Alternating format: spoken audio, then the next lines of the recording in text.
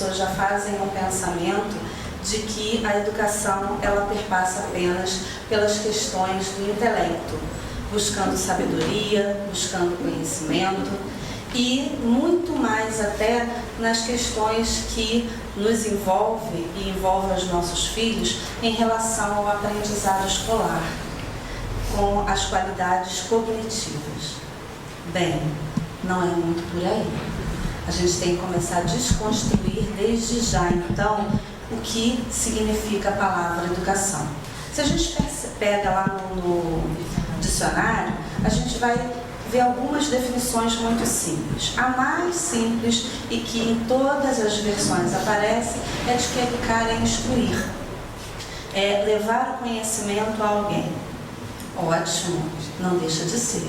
Mas outras tantas definições aparecem e uma delas me chamou a atenção porque ela fala de um cuidar de forma generalizada de alguém. Eu gostei muito dessa definição e acho que a gente tem que trazer para nós o que faz realmente sentido quando a gente fala educar. Isso é muito importante. A gente precisa entender em nós. Será que a gente também pensa que a educação passa pelos critérios do cognitivo, da educação institucional, daquilo que a gente já aprendeu e daquilo que a gente faz com que o outro aprenda, que são os nossos filhos? Normalmente, a gente para por aí, acha que essa é uma boa definição e segue. Mas, gente, vamos tentar olhar pelo outro lado, pelo lado do aprendiz. Quem é o aprendiz? São os filhos? São os alunos? Quem são os jovens? Aqueles que estão cursando uma faculdade? Acho que não. Todos nós somos aprendizes. A gente já falou e em várias outras palestras aqui citam esse ponto importante. Nós somos espíritos. Nós viemos a este mundo para aprender. Então, nós somos aprendizes. E se somos aprendizes, estamos aqui para reconhecer que estamos para aprender. Então, a gente já desfaz um pouquinho aquela ideia de que é uma coisa de apenas um conhecimento formal. Não, é um aprender de tudo. É um conhecimento formal, sim, mas é também o conhecimento de nós todos, de todas as coisas que acontecem em nossas vidas. Como que, por exemplo? Vamos lá, a gente aprende sobre fazer compras. A gente aprende. A gente sabe o que precisa, quando precisa. A gente aprende a dirigir. Aprendemos a dirigir. A gente aprende a ser solidário. A gente aprende a ser respeitoso. A gente aprende a ser honesto. Olha como a questão do aprendizado já saiu daqueles trâmites. E eu não estou aqui dizendo que a gente não deve pensar no conhecimento como uma forma de aprendizado. Ele é, e muito importante, porque a nossa sociedade ela evoluiu muito, Se a gente for pensar de 20 anos para cá, olha quantas coisas que nós temos hoje que não tínhamos há 20 anos atrás. Isso é uma possibilidade através do nosso conhecimento. Que conhecimento? O conhecimento mais institucional mesmo, mais formal. Hoje nós temos um avanço médico muito grande, hoje nós temos um avanço tecnológico muito grande, graças a essas pessoas que buscam por esses conhecimentos. E eles são importantes para nós. Mas a gente precisa entender que não para por aí, que nós temos que buscar outros conhecimentos também, nos colocando nessa posição de aprendizes. Porque aí nós vamos entender exatamente o que significa quando nós estamos na posição de educador, que todos nós somos também. Muitas vezes nós colocamos naquela situação de que o educador é aquele educador, professor, da escola, ou o educador dos seus filhos, dos seus netos, dos seus sobrinhos, enfim. Não é só também. nós nos educamos mutuamente. Quando nós trocamos as nossas experiências, as nossas informações, aquilo que eu tenho e que eu posso mostrar ao outro. E isso vai muito além de um conhecimento. Quando eu estou sendo caridoso, quando eu estou perdoando, que é uma coisa bastante difícil, eu estou demonstrando algo que, de repente, eu tenha para aquele outro que não tem ou que está precisando naquele momento. Isso é uma troca, é educação. Só que é uma educação ampla. E aí a gente precisa entender onde está cada coisa nesse meio todo. A primeira coisa a gente já falou, todos nós somos espíritos e estamos aqui com uma missão. Qual é a missão? Aprender, crescer, evoluir. Ninguém veio para essa vida para ficar aqui paradinho, só aproveitando as coisas boas da vida. Até porque todo mundo sabe que a vida não é feita só de coisas boas. Então, ninguém está aqui a passeio, a gente já ouviu falar isso muitas vezes, né? Mas, então a gente está para quê? Para se transformar. Se transformar para quê? Para ser feliz. Alguém gosta de sofrer? Não. Todos nós queremos ficar bem, nos sentir bem e sermos felizes. Para isso estamos nessa linha de aprendizado. E aí tem uma coisa que a gente precisa realmente entender esse aprendizado como também um aprendizado emocional. E eu não estou falando ainda dos nossos filhos. Eu estou falando de todos nós. Porque todos nós somos feitos de pensamentos, de emoções, de ações, não é? Nós somos recheados de tantas coisas. Mas vamos lá. Entre o pensar e o agir, vai uma longa trajetória. E nós já nos acostumamos muito, né, a ser levados a pensar, a refletir sobre tudo que nos acontece. Essas são as nossas possibilidades de aprendizado, a nossa própria vida e a nossa própria experiência. Pois é, mas entre aquilo que a gente aprende e aquilo que a gente pensa e como a gente age, está ali casadinho? Não. Muitas vezes eu sei sobre um assunto. Eu sei que não devo me alimentar mal, eu não devo consumir refrigerantes, eu não devo dormir muito tarde, eu não devo um monte de coisa. Eu sei. Mas eu faço? Não. Nem sempre. Mas o que torna o pensar, o saber, tão distante do agir? É porque nessa caminhada tem algumas coisas que a gente precisa entender um pouco melhor. E eu costumo dizer que a gente forma aí um triângulo muito interessante. Aqui está o pensar, aqui está o agir, na pontinha de baixo está o sentir. Muitas vezes eu não consigo agir porque o meu sentimento ainda não está próprio daquilo. Eu sei que eu não devo dormir muito tarde. Eu sei que eu não devo me alimentar mal. Tá, mas eu estou sentindo uma vontade. Nossa, hoje o dia foi tão cansativo, tão estressante. Algo precisa vir para me dar um alento. Eu corro para a geladeira. Vou assistir um filme, porque depois desse dia de hoje, só mesmo um filminho, que vai terminar às 2 da manhã. E aí eu sei que, terminando às 2 da manhã, eu vou ter que acordar às 6 no dia seguinte.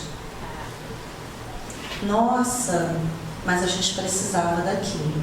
Então aí são só pequenos exemplos da distância que vai entre você saber algo, você conhecer algo e você ter uma ação mais própria em relação a isso. A gente precisa trazer isso para dentro de nós, sentir. Quando eu sinto, eu torno as coisas mais verdadeiras. Eu começo a acreditar nelas e a ter mais convicção. Eu tenho mais chance de transformar aquele pensamento em ação. E é tão engraçado, nessa palestra ela já está há um tempo pronta, porque a gente ia fazê-la no mês passado. Mas aí por uma questão de datas acabou vindo para esse mês. Mas tão interessante é que as coisas vão acontecendo para nos enriquecer ainda mais. E hoje, fazendo o Evangelho com a família, saiu, sabe aquela coisa que você abre ao acaso? Saiu uma leitura muito interessante, que fala justamente sobre a prática, a ação.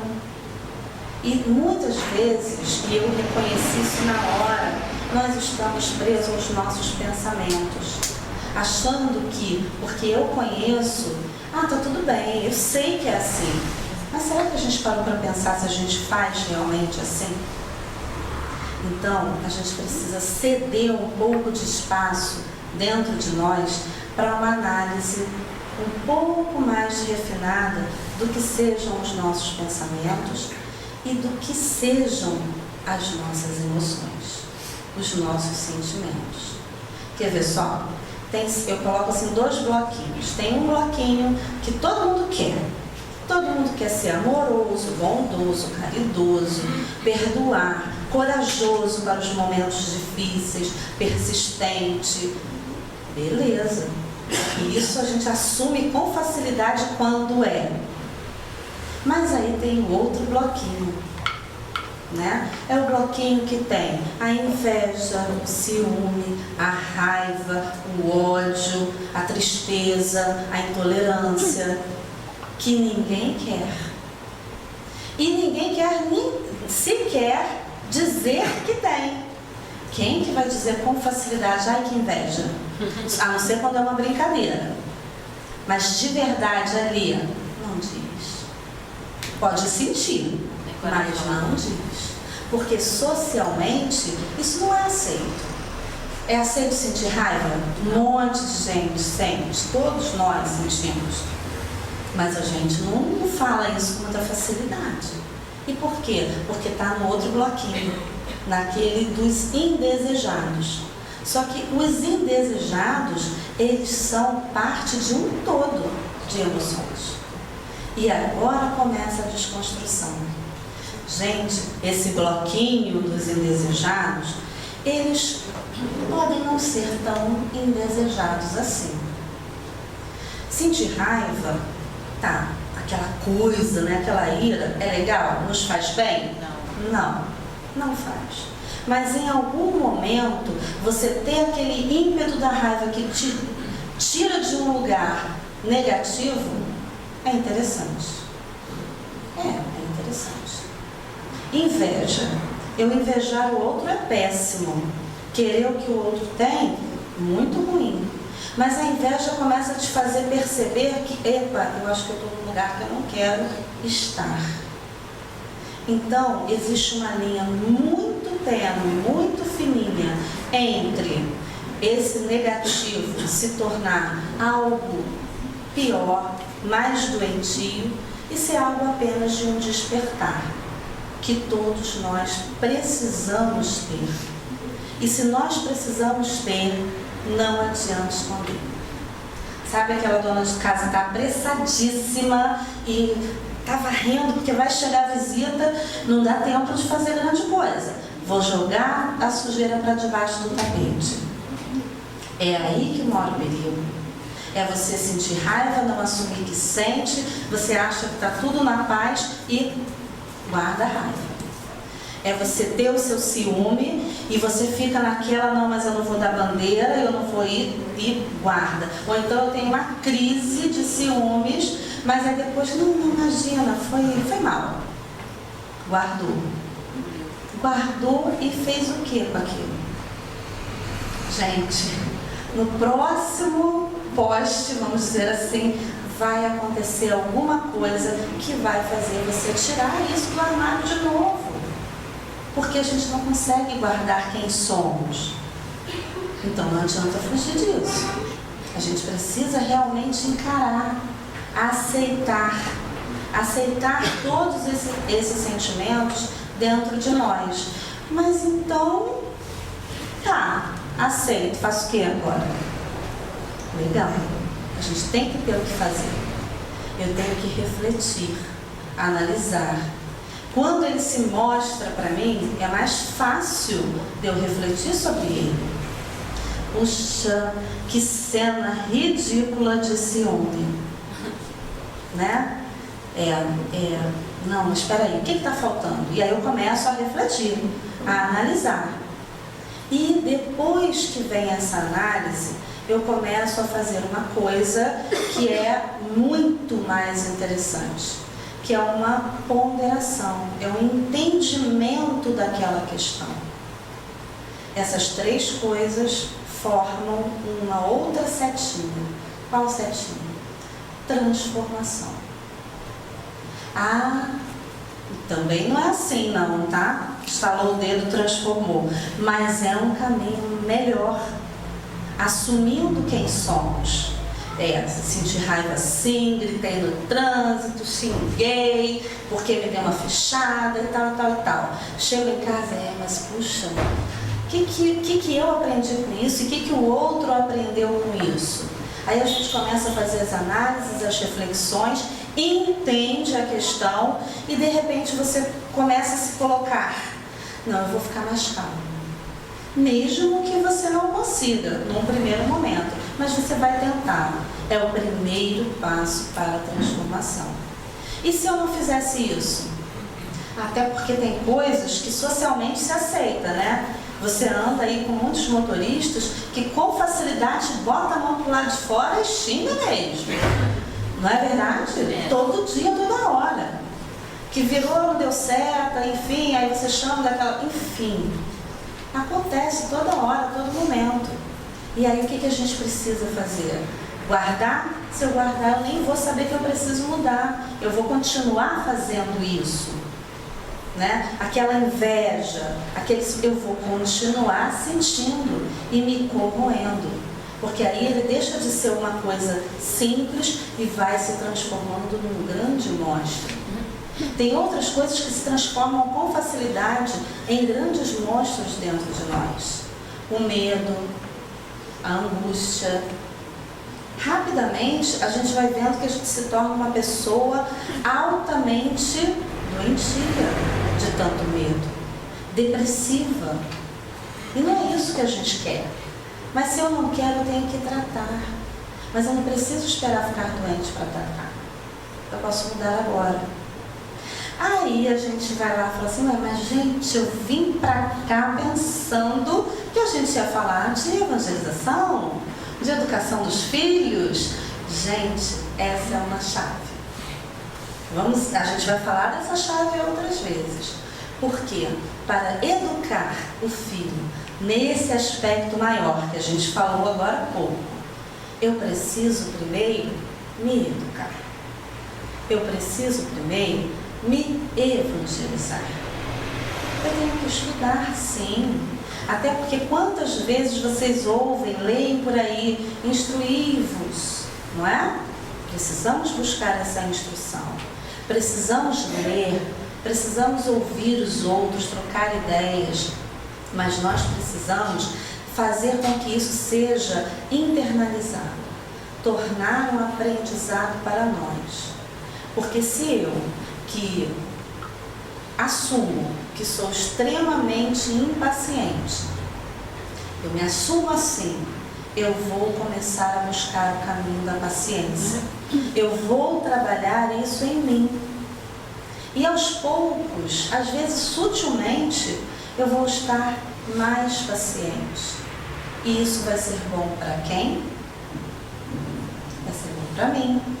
Vai ser bom para quem está ao meu redor. E vai ser bom para aquele que espera muito de mim, que são os filhos. Então, antes da gente pensar em qualquer tipo de estratégia de educação, a gente tem que pensar em se educar, em se colocar, em se mostrar e sem máscaras, olhando de verdade. Aí tem uma parte que eu gosto muito, né? Os nossos olhos, eles são uma porta assim maravilhosa. Já pensou, gente? E muitos têm a privação da visão, né? Mas já pensou se a gente tivesse essa privação? É uma desconstrução grande. Eles abrem o mundo para a gente, de muitas coisas, principalmente de coisas materiais. Eu acho que isso é um exercício muito bom. O que eu recomendo é que a gente volte esses olhos tão ricos, tão intensos para dentro. Olha quantas possibilidades nós teremos de nos descobrir. Jesus até colocou numa de suas passagens sobre o olhar, né? Que o olhar é a saúde do nosso corpo. Ele fala sobre isso. E aí, o olho são gera um corpo são. E o olho são para dentro vai gerar o quê? Uma transformação melhor, sadia. Uma ideia muito interessante de crescimento interior, de afirmação de uma pessoa melhor. Isso a gente quer. Então vamos fazer isso. Jesus, ele é o grande educador, porque ele soube com maestria nos deixar tantos e tantos e tantos ensinamentos. Cada parábola você pode analisar uma vez, 2 vezes, 10 vezes, 20 vezes e você ainda vai estar descobrindo coisas interessantes ali. Então a palavra de Jesus, ela é maestria para a gente. E como que ele se portava? Ele se portava como um educador digno. Ele ia a todos os lugares. A todas as pessoas, não importava quem. Aos ricos, aos pobres. Precisa falar em cima de uma pedra. Em cima da pedra eu falo. Precisa chegar na casa de um rico, né? Eu chego também. E os seus discípulos até ficavam naquela de, mas será? Mas por quê? E ele lhes dizia o porquê. Porque a palavra precisa chegar a todos. Nem todos a entenderão, mas a palavra precisa chegar. E ele nos disse, conhecereis a verdade, e a verdade vos libertará. Se a verdade fosse somente as coisas que a gente vê, todos esses anos que se passaram, eu acho que a gente já estaria até melhor. É porque parte da verdade está dentro de cada um de nós. Então faz parte dessa verdade nos conhecer. Nós somos o objeto direto disso. Nós estamos aqui por quê? Para aprender, para evoluir. Aprender como? Com quem? Com todos nós. E com as nossas questões. Eu não posso ficar só olhando para o outro me ensina muito, é verdade. Mas eu não posso somente olhar para ele. Eu preciso olhar para mim e fazer uma boa interação disso. Francisco de Assis, ele percorreu um caminho longo para conversar com o Papa. A pé, as sandálias se acabaram, aí ele ficou descalço, aí os pés começaram a ficar cheios de ferida, e um dia ele estava muito cansado. Esse relato está no livro dele. Depois de muito cansaço por um dia extenuante de caminhadas e de trabalho, porque ao longo do caminho ele estava sempre disposto a ajudar e a trabalhar. Ele só pensava, preciso descansar e preciso dormir. Quando ele achou um cantinho, que como está lá próximo a uma árvore, ele deitou na raiz, ele não conseguiu dormir. Porque ele falou assim, hoje eu tive tantas experiências ricas, eu não posso deixar isso passar. Reuniu todos os seus discípulos, seguidores de Francisco, franciscanos, sentaram e começaram a conversar. E ali ele foi colocando como ele via toda aquela experiência vivida naquele dia, os sacrifícios, os pés doendo, mas por quê? Qual era o objetivo? E nisso ele ensinava e também aprendia.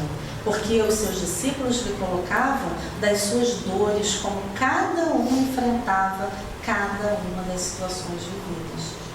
Então, é o se dispor, é o se abrir para, é rejeitar qualquer outra questão que venha a ser um empecilho e ir adiante. É difícil para a gente, óbvio, muito mais do que para ele, mas a gente está nesse caminho para lutar, para aprender mesmo. Então vamos usar dos bons exemplos que a gente tem. Aí de repente a gente se sente mais confortável com essa ideia de que as emoções fazem parte da nossa vida e de que agora a gente vai estar assim, mais atentos, reflexivos, até para melhorar. Como que eu vou fazer isso diante dos nossos filhos? Gente, os nossos filhos, eles são o quê? Eles são espíritos. Antes de serem os nossos filhos, eles trazem consigo toda uma bagagem como a nossa. Ele nasce pequenininho, aquela coisa fofa que a gente quer botar nos braços, não é? E acolher, e é importante que seja assim, ótimo, maravilhoso, mas é um ser que está ali, que precisa muito de nós e que está em formação, como nós. Então eu preciso realmente me encher de força, coragem e fé. Eu não posso negar isso, jamais. Até porque Jesus, que era um bom educador, firmemente ele dizia: você tem a fé como do tamanho de um grão de mostarda. E para exemplificar o quê? Que a gente titubeia. Gente, qualquer um poderia titubear diante da missão que é criar filhos. Realmente é. É difícil pra caramba. Mas se ele nos presenteou com esse ser, quem sou eu para dizer que não vou dar conta? É porque ele está acreditando, ele está apostando. Então eu também irei apostar. E aí teve uma passagem também muito interessante de uma mulher que ela estava no meio da multidão, que cercava e acompanhava Jesus para ouvir suas palavras, e nessa época já tinha os milagres, né? Então muitos buscavam por esses milagres. E ela foi a ele e tocou no seu manto. Ele não sabia quem tinha tocado. E ele pergunta: quem tocou em mim? E os discípulos, como? Mas como eu vou te dizer quem tocou? Tem uma multidão, né? Muito sensível que era, ele percebeu a onda de vibração e de doação energética. E ele pergunta ao povo: quem tocou em mim? E a mulher, assim, timidamente, ela diz: eu toquei, eu fui tocada. E ele falou assim: você foi tocada pela sua fé. A sua fé te curou. Então, a gente precisa realmente juntar essa força de fé e seguir adiante nessa missão que é uma missão sublime, que é uma missão divina, de educar. E que deve ser experienciada, vivenciada com toda a força do mundo. Porque os filhos que nós temos, eles não vieram para a nossa família por acaso. Eles precisam estar ali. As pessoas precisam partilhar as experiências. Ele precisa do seu olhar, do seu amor, do seu cuidado. Mas ele precisa também daquilo que você tem a lhes dizer. Ele precisa do seu toque. E aí, gente, vamos pensar. Como que eu vou fazer aquela educação voltada para as emoções se eu ainda não consigo nem comigo? Que é tão difícil? É verdade. Mas veja, quando a gente falou lá daquele exemplo da paciência, se eu estou tentando me tornar paciente, aos poucos eu estou assumindo essa paciência para mim. Ele vai se beneficiar dessa paciência. E com a paciência eu vou conseguir estabelecer uma relação melhor. E eu vou conseguir mostrar, através do exemplo, a paciência para o meu filho. Porque eu não posso chegar para uma criança de 4, 5 anos, vem cá, meu filho, vamos aprender o que é paciência. Não é assim que a gente vai educar emocionalmente. Eu não vou falar para ele só daquele bloquinho das coisas boas. Até porque eu vou ter que perceber no meu filho que ele também traz todo aquele outro bloquinho. Ele vai ter raiva, ele vai ter ciúmes, ele vai fazer birra, não é? Tudo isso acontece e a gente não pode se negar a entender que isso acontece. Aí, gente, historicamente, a gente já passou por algumas situações. Por exemplo, no passado, bastava um olhar. A criança já se recolhia as mãos, não fazia mais nada de errado. Mas também não sabia nada. Se perguntar alguma coisa, jamais. O que você quer comer? De jeito nenhum. Vinha o prato pronto, come e acabou. Era assim. Aí houve uma transformação. Uma necessidade muito grande de liberdade. Até porque estava tudo muito preso, né? E a liberdade veio, e como muitas outras vezes dentro da nossa história, ela se torna excessiva. Então houve aquela necessidade de liberação, pode tudo.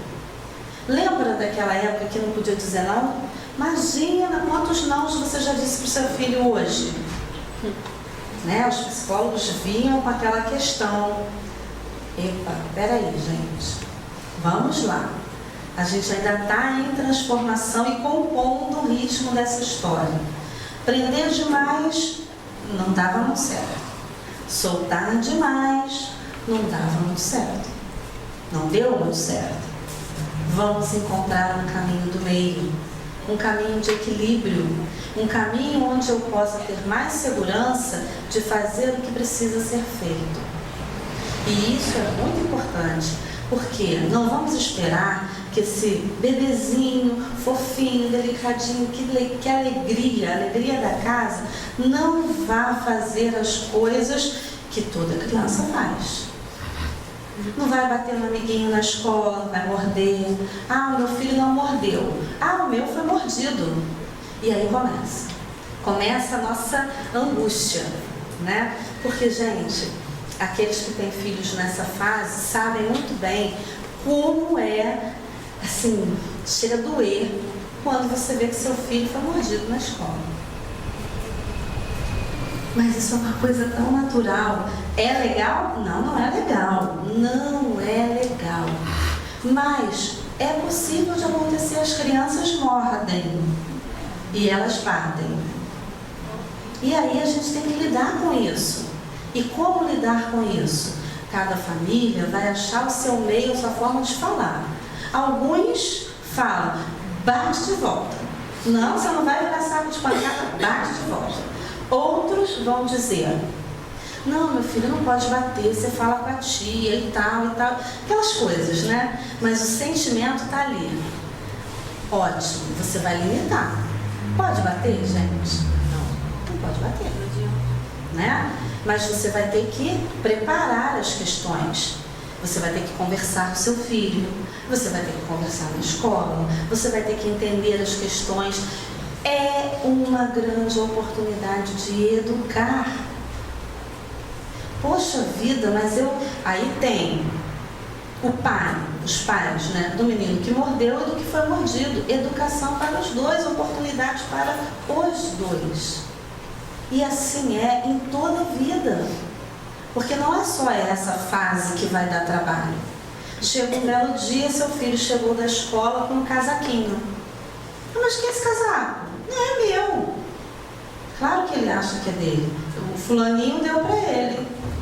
O fulaninho tem a mesma idade que ele deu para ele. Quem é que vai organizar essa questão? Você vai deixar? Ah, não, foi o fulaninho que deu a ele. Não, você vai levar lá, você vai entender, mas você vai sentar e vai conversar sim. Porque qual é o feeling que a gente tem que ter? Tudo aquilo que está acontecendo é a minha oportunidade de educar. Está fazendo birra no mercado, é minha oportunidade de educar. E, gente, educação, de uma forma geral, como a gente aqui falou, tadinho, é porque ele está com raiva, né? E a gente sabe que é importante você até sentir e tal, mas o limite é necessário. Claro que é, porque uma criança de 5 anos, de 6, ela não vai aprender só com a conversa. Ela vai aprender com a conversa também, mas ela vai precisar do limite. Para agora, cada um vai encontrar a sua forma, mas vai precisar do limite. E quer ver como nós também somos limitados? Vamos procurar Jesus, né? Sempre muito bondoso e caridoso, quando tinha que ser firme, era firme. Tudo que ele disse, será dado a você segundo a sua obra. Isso não é uma firmeza? Ele passou a mão na nossa cabeça quando ele disse isso? Não. Se você faz para o bem você receberá. Se você não faz, não é que ele vai mandar o castigo, mas ele sabe das consequências das coisas. Então ele colocou exatamente ali enquadrado. E como essa, tantas outras passagens. Uma que eu acho magnífica, sempre aprendo algo novo quando eu leio, é a da mulher adúltera. E por quê? Porque, gente, veja que situação. Quem estava errado na situação? Os que queriam apedrejar ou ela? Todos. Todos estavam errados, cada um à sua forma. Isso é a nossa realidade. Nós temos algo certo, algo errado, todos erramos. E olha a sabedoria sem ser... Porque ele não passou a mão na cabeça. Ele disse, bem, faça... Se você não tiver o telhado de vidro, então faça. Aquele que não tem pecado, atire a primeira pedra. Quem pôde fazer? Reconhecendo o ser falível que nós somos. E ela? Coitadinha, né? Não, vá e não erres mais, não peques mais. Isso é o que nós vivemos hoje. E a gente não pode fugir. Errar eu vou errar, eu sei. Eu não estou num patamar, nós não estamos num patamar onde todas as coisas vão ser, poxa, que legal, eu já sei isso. Lembra que a gente falou lá? Eu posso até saber. Entre o saber e o fazer vai uma grande diferença. E isso em todas as famílias. Gente, hoje em dia nós vivemos uma coisa que é bastante difícil. Todos nós temos, a grande maioria, né, pelo menos, temos uma vida de trabalho fora de casa. Maridos, mulheres, às vezes o filho chega numa certa idade e já está indo para o trabalho. Isso faz com que a gente tenha pouco tempo. E esse pouco tempo precisa ser bem aproveitado, porque nesse pouco tempo, muitas experiências vocês vão ter com seus filhos. Com certeza. Mas não vamos nos iludir. Nesse pouco tempo, você também chega, arruma a casa, já deixa a comida preparada para o dia seguinte. Fulano, já arrumou sua mochila? Aí ele grita de lá, já arrumei. Você não vai conferir, porque não dá tempo. E ele não arrumou a mochila. E aí você recebe a ligação. Esqueci o caderno. Né? Não levei a touca para natação. Enfim. Isso acontece. E aí você vai dormir morta, descansada, sem nem sequer dar para conseguir assim, Senhor, meu Deus, acabou dormir. Né? Todo mundo já passou por isso, gente. Aí a minha filha, eu falei para ela que ia dar exemplo, acho que ela não acreditou. Ela fala, porque eu realmente tenho um probleminha com a noite, né? Então chega a uma certa hora, não dá. E eu amo ter essa troca, essa conversa que o adolescente normalmente tem. E conta todas as histórias. De repente ela fala, mãe, tá me ouvindo, mãe? Aham, tô ouvindo, Júlia. Então o que eu falei? Eu falei isso, eu repito. Que parece que o inconsciente grava, né? Aí chega uma hora que não dá, a gente se rende e fala, Júlia, eu não estou raciocinando mais. E isso virou bordão lá em casa. Mãe, você não está raciocinando mais. E é verdade. Tem dia que não dá, né? Eu posso amar esse contato, mas tem hora que não dá. Só que aí vem uma outra questão. A gente tem que fazer nada. É difícil, é como eu falo. Às vezes a gente fala assim, é fácil, né? Mas eu me coloco no mesmo lugar. Porque falar é uma coisa e fazer é outra. Gente, a gente tem que ter uma força ali. Porque eu tenho que criar uma estrutura para que eu tenha um tempo, para que a gente converse mesmo. Olha que interessante as famílias que fazem o Evangelho no Lar. É um tempo legal. É um tempo onde a gente troca informações, a gente lê alguma coisa muito instrutiva. Normalmente, a gente já até faz uma ponte com a nossa realidade.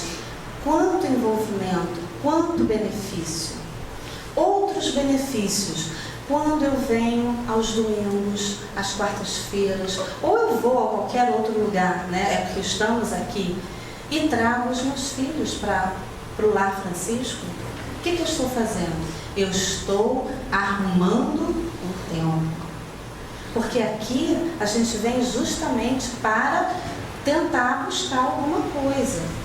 Não alguma coisa que só nos alente, nos acalme hoje, mas que também, poxa, despertou algo. Vou tentar fazer algo diferente amanhã, durante todos os dias. Isso é para nós. E para eles? Também. Eles vão para a evangelização, eles lá não têm ainda esse vocabulário, todas essas questões, mas eles aprendem sobre a história de Jesus. Os pequenininhos, salvando as devidas proporções, eles também aprendem. Através do estudo da natureza e tal, eles estão ouvindo falar de Deus, porque Deus está em todas as coisas. E assim vai. E o adolescente, que normalmente faz birra para vir, né? É importante vir. Por quê? Aí entra a troca, aí entra o educar. Não, mas vamos lá, é importante, porque é construtivo. É construtivo para quem? Para todos, para a família. Isso é você buscar alargar um pouco a sua visão e a sua ação. Aí que tá. Lembra que eu falei lá da chave?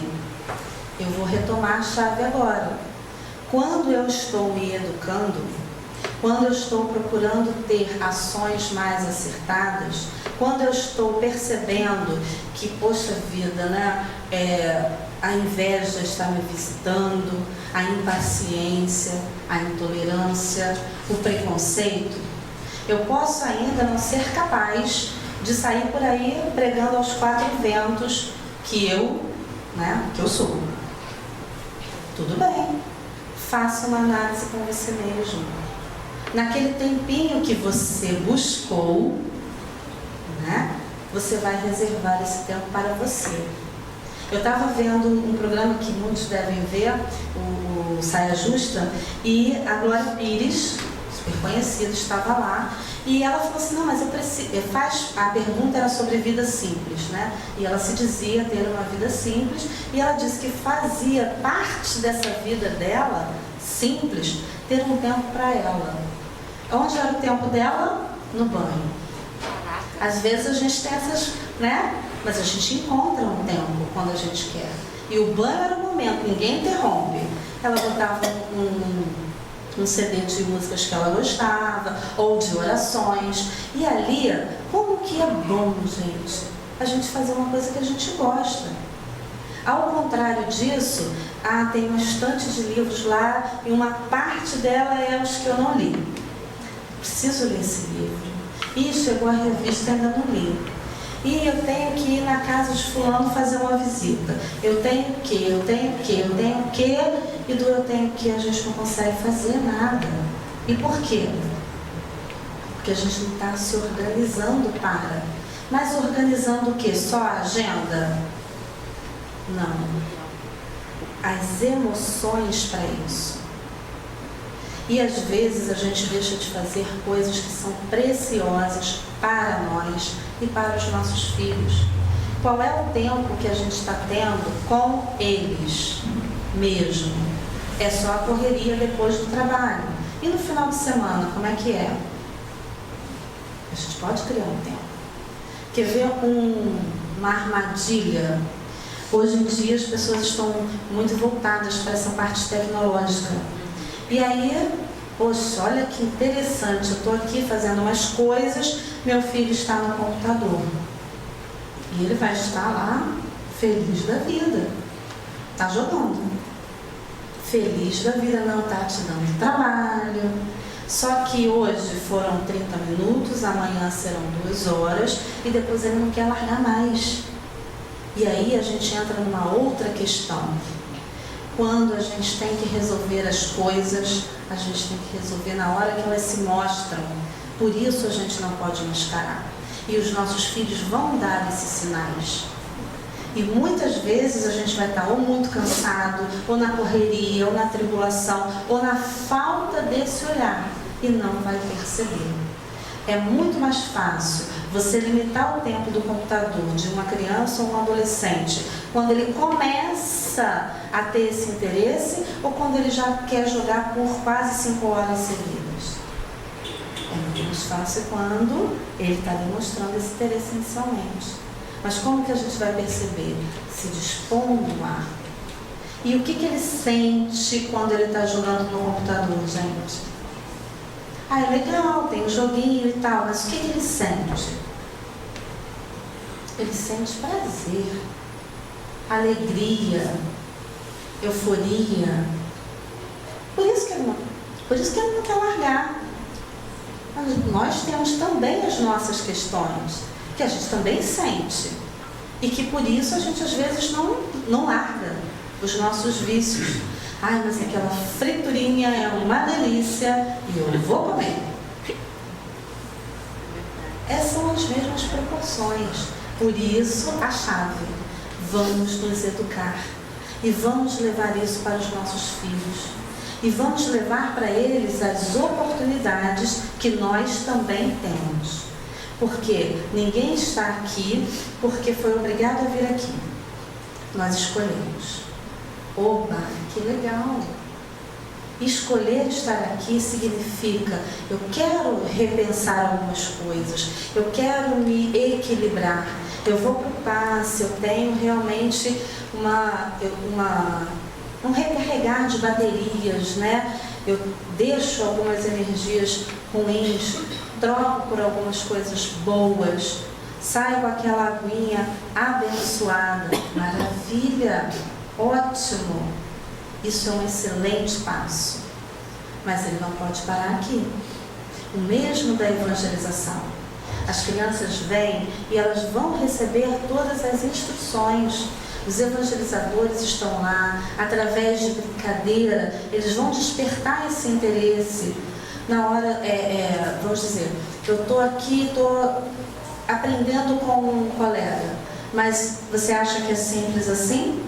Ah, mas eu quero esse lápis. Ah, não, esse papel é meu. Aí o outro vai e rasga o papel. Isso acontece lá. E nessas horas também existe a intervenção, a forma de educar. Olha, será que é legal? Você gostaria que fosse com você? Que te tomassem o lápis, que rasgassem o seu papel? Então isso está sendo feito. Além das coisas normais que se tem numa evangelização. Além deles entenderem sobre Jesus, sobre seus ensinamentos, sobre aplicar isso no seu dia a dia. Sim, mas gente, quanto tempo a gente está com as crianças mesmo? 1 horinha. É excelente se vocês saírem com a ideia de dar continuidade a esse trabalho. Porque evangelizar é rico, é maravilhoso, é para todos nós. Porque na medida que a gente busca esse ensinamento, a gente também está se evangelizando. Mas não dá para ficar só na palestra de domingo ou só na palestra de quarta-feira. É levar isso para o nosso dia a dia. Muitas vezes a gente sai daqui pipocando, feliz, que bom, foi legal e tal. As crianças saem às vezes mais calmas, contando histórias, né? Legal. Mas o interessante é a gente fazer uma parceria. E a parceria é, eu vou contribuir para isso. Eu não posso vir com a ideia de que eu vou lá, eu deixo lá, eles é que vão ensinar. Não. Vamos levar isso para a nossa casa, vamos fazer o culto no lar uma vez por semana com as crianças. Elas também participam. Também leem aqueles livrinhos de criança, desenham, e é mais uma extensão daquilo. Então, se eu acredito, e eu acredito, que aqui é um espaço onde eu tenho tantas coisas boas, tantos bons ensinamentos, eu não vou querer levar isso para o meu filho, para a minha família? Eu vou. Então é assim que a gente vai fazer. É assim que a gente vai se estimular todos os dias. Gente, uma outra coisa que eu acho assim muito legal é um paralelo que eu sempre faço. Se fosse para a gente ficar sofrendo muito com as coisas da vida, a gente não teria essa vida dividida por períodos. Eu cheguei a essa conclusão. Até na leitura de hoje de manhã falou um pouco sobre isso. Sabe aquela festiva noite de Ano Novo? Que a gente se faz assim, 1000 promessas, né? Porque estamos virando o ano e aí tudo vai ser diferente. Agora eu vou fazer isso, eu vou fazer aquilo. Isso é mágico, uma maravilha, uma bênção. Você ter essa energia da renovação. Vamos pensar uma coisa? Todos os dias eu tenho uma renovação. Porque a noite vai e o dia vem. Então ontem eu estava mal, estava tão chateada com um monte de coisas. O dia amanheceu, é outro dia. Eu posso fazer um monte de outras coisas. Eu posso me lamentar no final do dia. Puxa, eu podia ter feito isso, eu podia ter ido passear com as crianças. Poxa, quando fulano aprontou daquelas, eu devia ter dado um castigo, eu devia ter sentado para conversar, enfim, né? N situações acontecem. Sim, eu podia. Não fiz. Eu perdi um momento, sim. Mas isso é muito natural de acontecer. O que a gente tem que fazer diferente é pensar, bem, se eu já despertei para isso, amanhã é um novo dia. E novas oportunidades virão.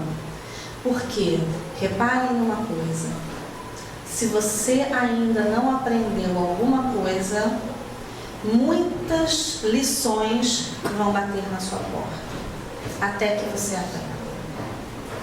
Então, eu estou sendo tão intolerante, vamos pegar uma daqueles do pacotinho negativo, né? Eu estou sendo tão intolerante, mas eu não estou me percebendo nessa condição de intolerância. Meu filho está sendo tão intolerante, mas eu não estou percebendo isso no meu filho. O que eu vou fazer, gente? Se eu não estou percebendo, vai ser difícil tomar alguma ação.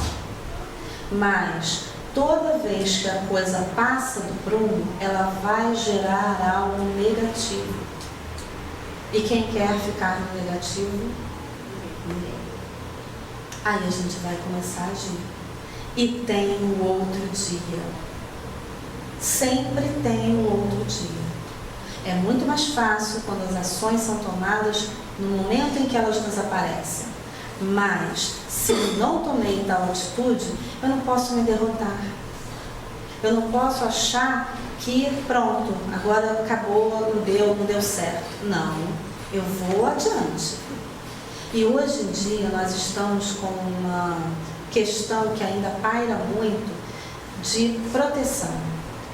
Sim, vivemos momentos difíceis. Na oração inicial, a Ângela estava falando sobre isso, é uma questão política, mas temos uma questão social, uma violência muito grande. A gente escuta isso o tempo todo, e isso é muito negativo, nos faz querer proteger. Gente, proteger demais também é ruim. Eu não posso me isolar do mundo, porque eu estou no mundo para aprender com ele. E eu não posso querer botar o meu filho numa bolha. Não vai dar certo. Porque ele precisa experimentar. Ele precisa vivenciar todas as fases. Inclusive, uma palavrinha que a gente não quer deixar que aconteça de jeito nenhum, que é a frustração. Por que não? Nós não nos frustramos a todos os momentos? Ele também precisa aprender. E nós estamos querendo evitar todo o sofrimento. Legal, eu acho válido, porque a gente não quer ver o filho sofrer. Mas a gente tem limites de atuação. E eu não posso deixar que as coisas passem disso. É uma proteção, sim. Mas o mimo, o excesso de proteção, não. Ah, meu filho é excelente. Ele não mente para mim.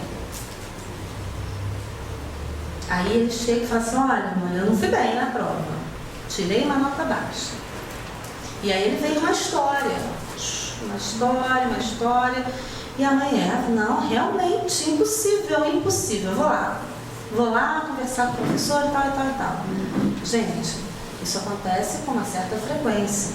Será que num determinado momento a gente pensou assim, essa nota baixa, de repente, não vai ser interessante? Será que o professor realmente errou? Ele pode errar, ele é humano, todos nós podemos errar, né? Mas será que? Aí você, não, mas meu filho não mente. Gente, os nossos filhos são como nós. A gente, às vezes, né, tem casos e casos, mas às vezes não ocorre. Às vezes a gente não dá esse exemplo na frente. Então essa coisa, mas ele não pode, imagina, é excelente, como que vai tirar uma nota baixa? Não, gente. Aí é que a gente tem que parar, a gente tem que ver. É uma frustração? Vamos lidar com ela? Vamos aprender com essa situação? E meu filho quer uma roupa de marca, que é R$200. E a mesma roupa, naquela lojinha ali da esquina que a gente está acostumado a comprar, é parecida, lógico, né? Não vai ser igual, mas é parecida. Custa 50. 50 eu posso dar, 200 não dá para mim agora. E aí como é que fica? Isso é ensinamento. Não, mas eu vou fazer o possível, vou me endividar, mas eu vou dar o 200, a roupa de 200 para ele. Não é por aí, porque o limite precisa acontecer. Ele aprende com esse limite. Por que ele não pode saber que a gente não tem dinheiro naquele momento? Por que ele não pode saber que não é certo fazer isso, não é certo fazer aquilo? Ele tem que saber. Nós temos que mostrar a eles o que a vida está se apresentando. Até porque quando a gente vê o filho crescendo, né, a gente quer que o filho se torne um adulto altamente preparado. Como que ele vai se tornar um adulto feliz? Já tirei a palavra preparado, porque preparado, nem sei se eu estou preparada. A gente não está, a gente está aqui aprendendo todo dia. Mas como que ele vai se tornar um adulto mais feliz? Ele vai se tornar um adulto mais feliz na medida que a gente deixar que ele viva as suas experiências, que ele tire suas conclusões, que ele amadureça, que ele faça as relações das coisas que lhe aconteceram, que ele chore. Ele vai chorar, ele vai se irritar muitas vezes. E lembra, a gente está o tempo todo hoje falando sobre isso. Emoções fazem parte. como faz parte a gente mostrar para eles como se deve fazer.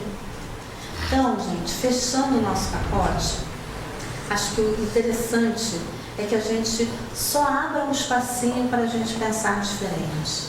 Que a educação, ela não é só aquela educação institucional, de que todos nós estamos nesse mesmo barco. Os nossos filhos, eles são desafios, grandes desafios, mas a gente pode vencer esses desafios tendo muita fé, buscando esse novo olhar de que nós somos um ser integral, nós e eles. Nós pensamos, nós agimos, mas nós sentimos. E para transformar o nosso ser, que é por isso que nós viemos aqui, para transformar, eu preciso aprender.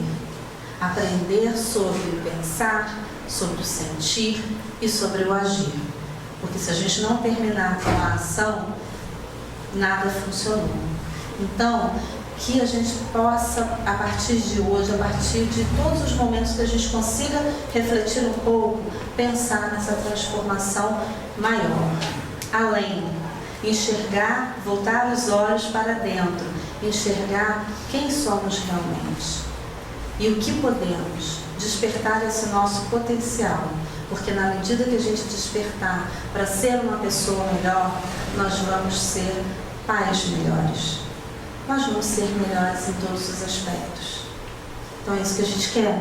A gente quer ser um encontro de pessoas melhores. E que Deus esteja sempre nos ajudando, protegendo os nossos caminhos, porque a gente precisa muito e que a gente reconheça isso, né? Que a gente está aqui para isso mesmo. Gente, foi um prazer. A oração eu faço?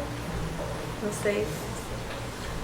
Bom, vamos fazer então, né? Que já deu horário, eu já até passei.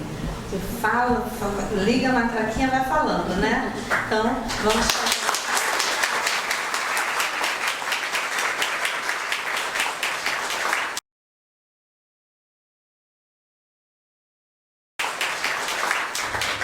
Vamos orar juntos então, gente. Elevar os nossos pensamentos, fechar os olhos, trazer a calma para dentro de nós. Que a luz do Senhor possa ser sempre o nosso guia, hoje e sempre. Possa nos ajudar a descobrir quem somos, a buscar sempre o melhor para nós, para os nossos entes queridos.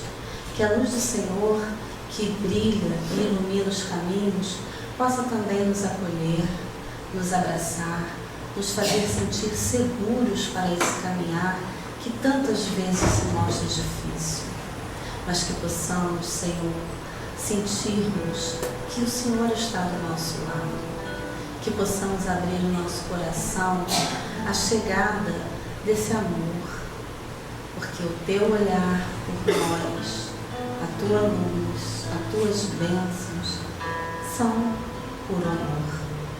Que o amor nos invada e nos torne fortes para seguir adiante, buscando cada vez mais o melhor para nós e para todos.